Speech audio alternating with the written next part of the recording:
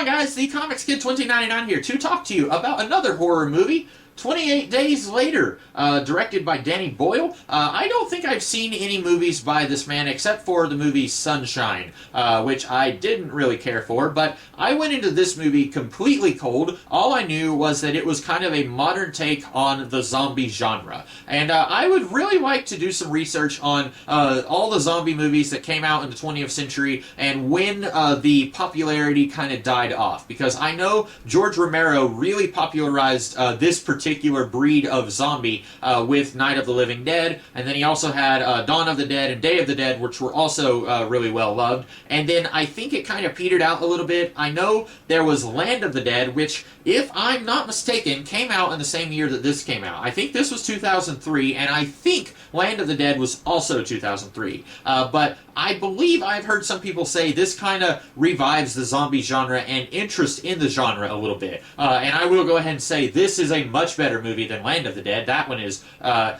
don't know if I would say it's the worst of the Romero zombie movies, but it is pretty bad. But after this, you had other zombie movies like the Planet Terror. I remember reading somewhere that Robert Rodriguez had come up with the idea for Planet Terror years before him and Quentin Tarantino decided to do Grindhouse together. He had come up with this idea, and he was talking to a few actor friends saying, like, we need to get on this before someone else comes in and brings back the popularity of the zombie genre.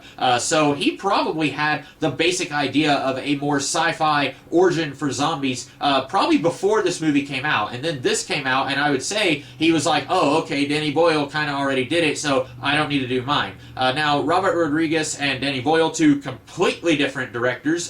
Their take on the same basic subject matter, very, very different. So if you watched Planet Terror and then you heard me say that, don't say, oh, well, then there's no reason to watch 28 Days Later, because they are extremely different movies. If I had to describe this movie, I would say it's kind of like the movie Zombieland, but not fun. You've got these people in the post-apocalypse who gather together.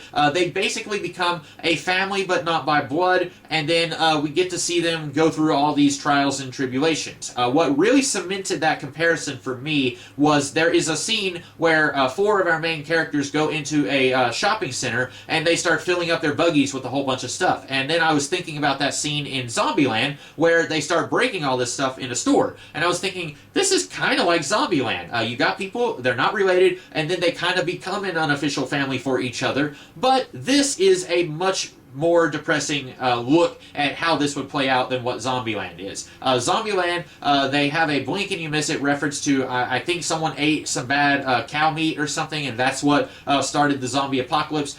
Here, there is a science lab where the scientists are studying the effects of rage, and there are these monkeys that are infected. They basically are just like consumed with rage, and then these activists, they come in and they don't know what's going on, and they're going to release these animals being hurt by the scientists, and then the scientist explains you can't do that, and then the monkey bites one of the activists, and then the activist is consumed with rage, and it spreads through blood and saliva. And then we cut to Cillian Murphy, who played the Scarecrow in the Chris Nolan Dark Knight trilogy.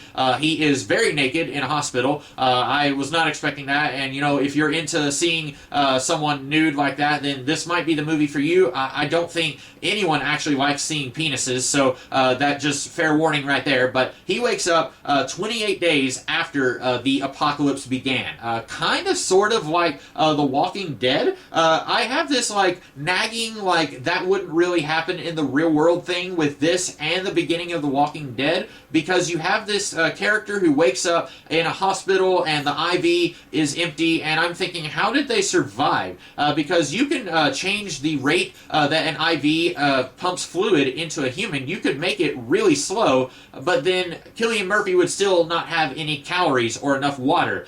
You need water. After a couple of days of not having enough water, you are going to die. And so I have no idea how Cillian Murphy went 28 days without food or water, but he wakes up in this hospital, and then he goes around for like 15 or 20 minutes before he meets some other characters, one of whom she played Moneypenny in the Daniel Craig James Bond movies. She was also Tia Dalma in the Pirates of the Caribbean movies. And they kind of pair up with each other. There's another guy, spoilers, he dies. And then they eventually meet the guy, Brendan Gleeson, I think is his name. He played Mad-Eye Moody in the Harry Potter movies. Him and his daughter. And then they go off for a little bit. And then, spoilers again, I'm just going to spoil everything. I'm sorry. Then he gets infected and then he dies. And then our three remaining characters make it to this military base. And we find out the military, they had put out this recording on the radio saying, we have found a cure for the zombie thing.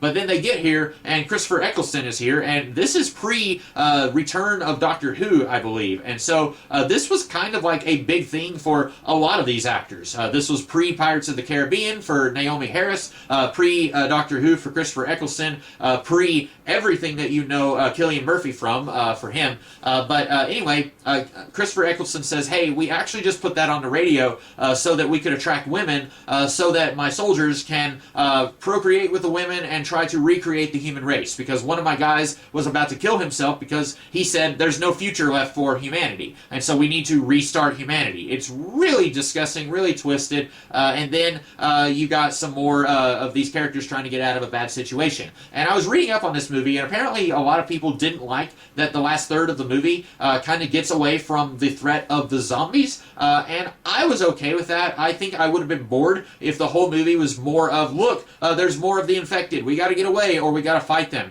I kind of like that the threat becomes something else in the end of the movie. And I have probably spoiled way too much of this if you haven't seen it, but this movie is almost 20 years old. I am surprised that I had never seen it before now. I think I got it somewhere for like $1, and I said, what the heck, let's see if it's any good. And while this is not a very enjoyable movie, I did really like the take on this. This is not zombies who are undead eating brains of their victims. These people are technically alive, but they are basically mindless.